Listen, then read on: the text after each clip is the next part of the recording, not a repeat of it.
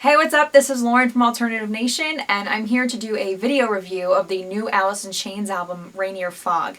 You may have noticed that one of my comrades, Joe Hughes, already wrote a written review of the album, and I'm here to add a little bit of a different twist on the review, and it's going to be quite different as well. The sixth studio album by Alice in Chains, and their third with singer William Duvall, is finally here. Rainier Fog was released Friday, August 24th, a couple years after The Devil Put Dinosaurs Here, which I believe was put out in 2013, so it's been a while. And this has been very highly anticipated as we've been teased with 3 songs leading up to its debut: The One You Know, So Far Under, and Never Fade. I actually did a ranking of the songs on Facelift the other day for Facelift's 28th birthday, and the day it was posted was actually what would have been Layne Staley's 51st birthday. So a lot going on for Alice in Chains this week between its history and new stuff for them, so it's a cool and exciting time for them. It's really hard to do an album review without comparing it to its predecessors. That being said, it is also really difficult to compare Alice in Chains albums sang by William versus sang by Layne Staley. You have to chalk up all the respect in the world to William Duvall, as he went to Layne Staley's family personally, in person, face to face, and asked for their blessing to carry on as Alice in Chains' second frontman. And that was a very reputable and unnecessary thing for him to do, seeing as he only really needed the consent of the band members. But he got their blessing, and, he has said before in interviews, "I'm not Layne Staley. I know that I never will be." You guys have to realize that if you're going to continue listening to what Alice in Chains is putting out, that it's not going to be the same. Though we love him and we miss him and we really wish that this were still the old Alice in Chains, there's no point in dwelling on it anymore. I guess we'll get started and we'll take down all of the songs one by one on Rainier Fog.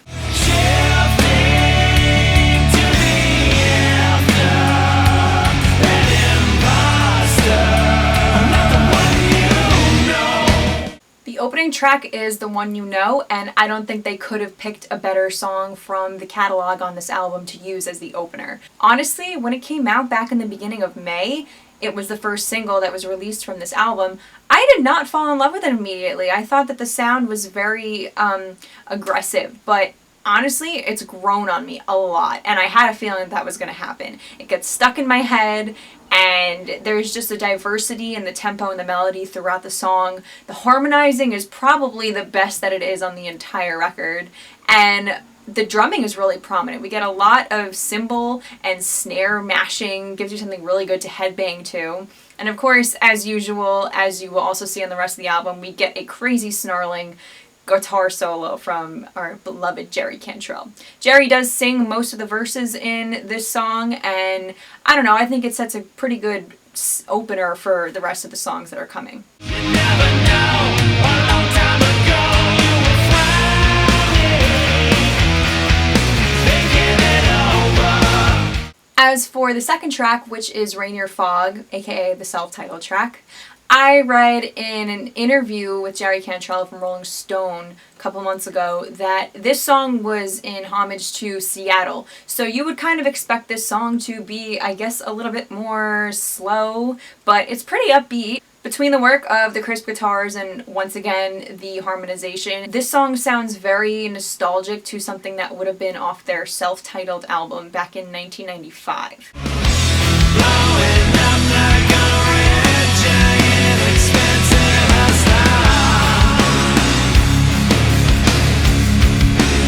Red Giant starts off on a really haunting and chill-inducing note with the harmonizing and the echoing guitars. It almost sounds like it belongs in a James Bond movie or something. Once again, I think this song sounds good. The guitar is really heavy in the chorus, so the song has a lot to offer sound-wise. I think the first 3 songs together are definitely a strength on this album. They give a lot. There's a lot of energy packed into them, and it's just very in your face.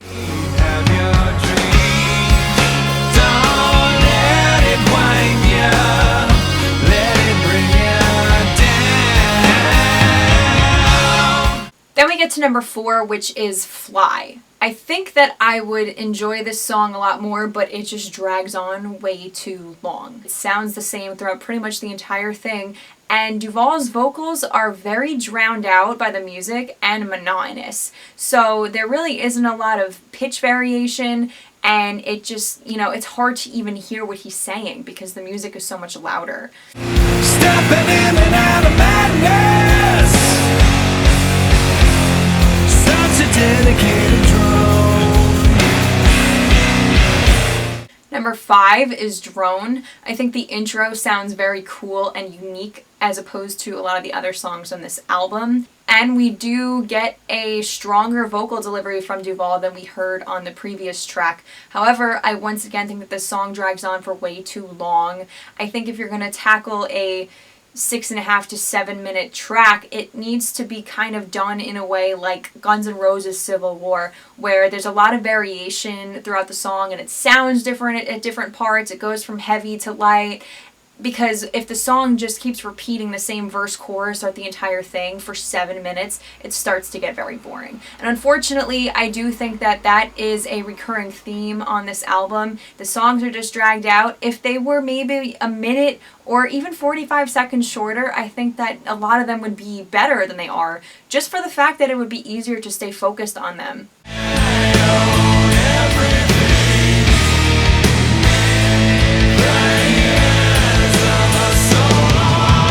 Deaf Ears, Blind Eyes. So, I mean, the title of the song stands out and is unique and sounds exciting, but once again, we get a pretty monotonous vocal delivery until you get to the end of the chorus where he starts to pick up his range a little bit.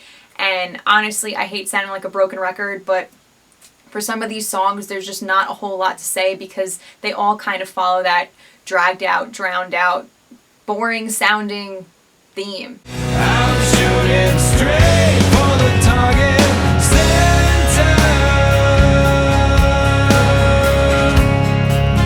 Now we get to Maybe.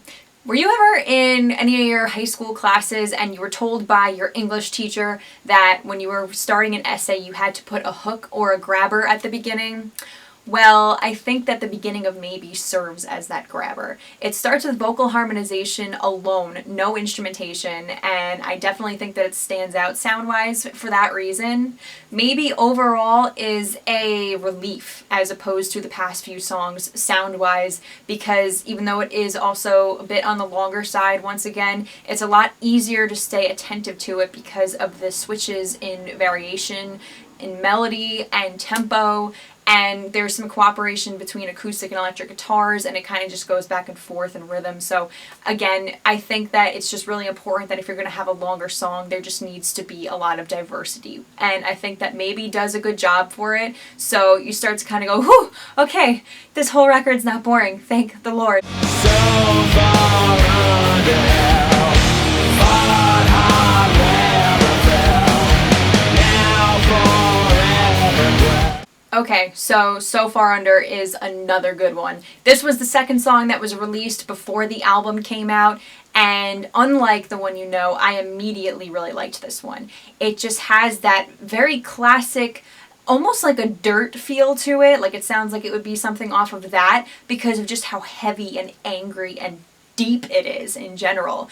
And honestly, William Duvall sounds like he is trying to have a sound that's reminiscent to Lane Staley's voice. You can see that he's making an attempt to capture that classic Alice in Chains sound more, and I think the heavy, die-hard Alice in Chains fans will be really appreciative of that, while the, as Brett Buchanan would say, No Lane, No Chains fans are probably saying that he's sounding too much like him. But I think it's a great song.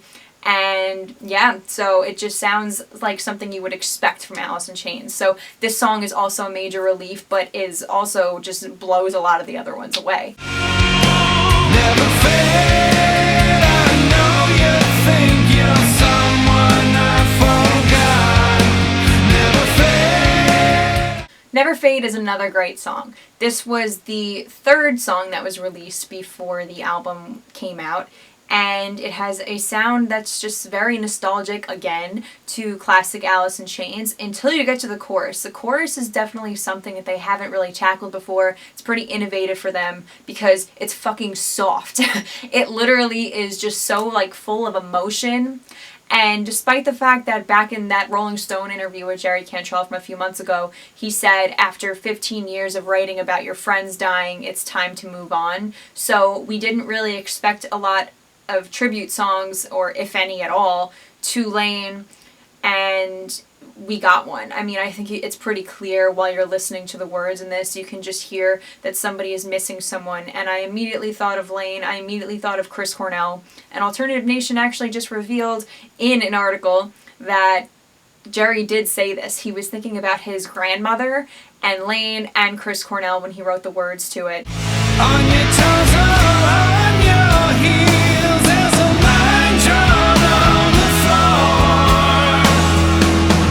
And finally, we come to the album closer, which is All I Am. This is another long song, but I think this one was done in a very intelligent way. It is spooky and just ghostly sounding, but there is a lot of different aspects to it.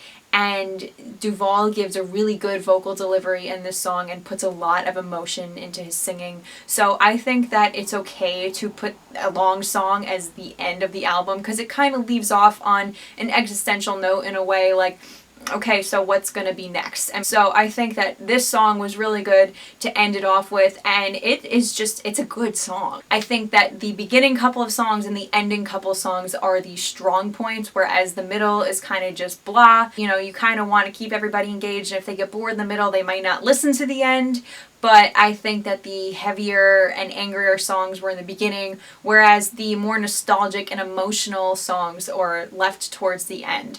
So I do think that it ends off on a happy note, and though it doesn't come close to the works of anything that was done with Lane, in my opinion, I think that it's better than The Devil Put Dinosaurs Here. I would maybe tie it with Black Gives Way to Blue, but Black Gives Way to Blue has a lot of different stuff on it, and I think that it was easier kind of to listen to all the way through. I still love Alice in Chains, and I'm going to support them no matter what, and I think all their fans should too, because they are, like, along with Pearl Jam, the last of those big grunge bands from that time. Comment below and let me know what your favorite songs from the album are, what you think of it overall, whether you've seen them in concert or are going to, if you have any stories about seeing Lane in the past or anything else, and what you think of William Duvall. So, would love to hear all your opinion, and we'll see you next time.